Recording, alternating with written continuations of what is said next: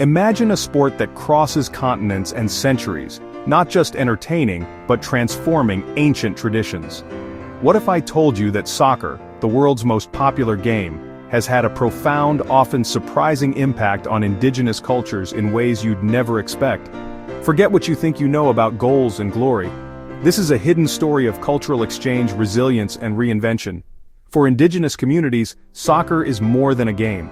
It's a bridge between past and present, a tool for survival, and a canvas for cultural expression. From the Amazon to the Arctic, from Australia to the Americas, the beautiful game has been adapted, reinterpreted, and woven into the fabric of traditions that stretch back millennia. This is the untold story of how soccer became indigenous. Long before European colonizers brought soccer to distant shores, indigenous peoples had their own ball games, rituals that mirrored the sport in surprising ways. The Maya played pits, a ceremonial game where players used their hips to propel a heavy rubber ball through stone hoops. In North America, the Iroquois had Tewaarathon, a precursor to modern lacrosse, but with spiritual significance tied to warfare and healing. When missionaries and traders introduced soccer, they expected resistance. Instead, they found curiosity. Indigenous communities didn't just adopt the game, they absorbed it, blending it with their own traditions.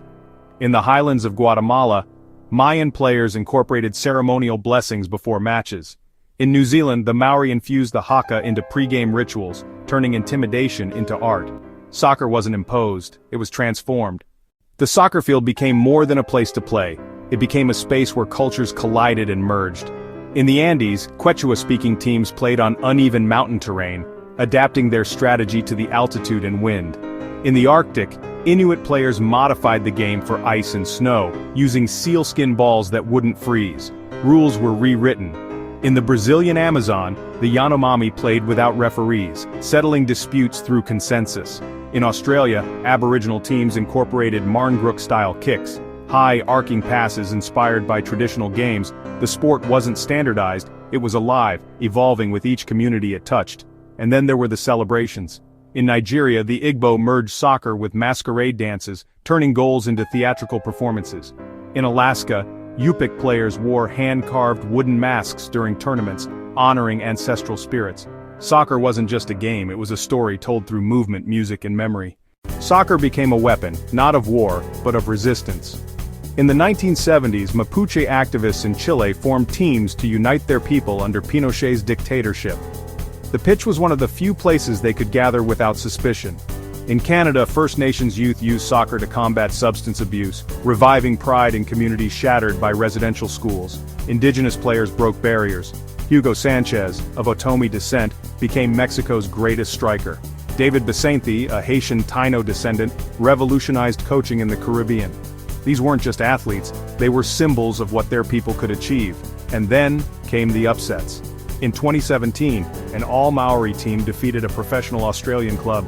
In 2022, a Quechua-speaking squad from Peru made a stunning Copa Libertadores run. These victories weren't just about sport, they were declarations. We are still here. But the road was never easy. Indigenous teams faced discrimination, underfunding, and geographic isolation. The Navajo Nation's team traveled hours for away games, often sleeping in buses.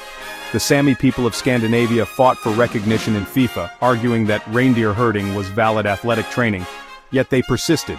The Maori All-Stars proved indigenous tactics could rival European discipline. The Zapatista rebels in Mexico formed women's teams, defying gender norms. Every goal scored was a strike against erasure. Today the world is catching on. Coaches study Maori passing patterns. Scouts search the Amazon for the next barefoot prodigy. Universities document indigenous training methods, like the Navajo's sand-running techniques or the Inuits' balance drills on ice. But the true legacy isn't in trophies, it's in identity. Soccer gave indigenous youth a way to honor their roots while embracing the future. It turned outsiders into champions. It proved that tradition isn't static, it's alive, ever-changing just like the game itself. So the next time you watch a match, look closer. That quick feint? It might trace back to a Maori warrior's dance. That soaring free kick, it could echo an Aboriginal hunter's spear throw.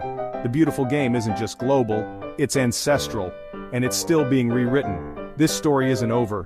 Indigenous teams still struggle for resources and recognition. But every pass, every goal, every chant in a native language keeps a culture alive. Support them, listen to them, because soccer isn't just theirs, it's ours, and it's far more beautiful than we ever knew. Would you like to hear how one team changed a nation, or how a single match reunited a divided tribe? The pitch holds more stories than we can imagine, and they're waiting to be told.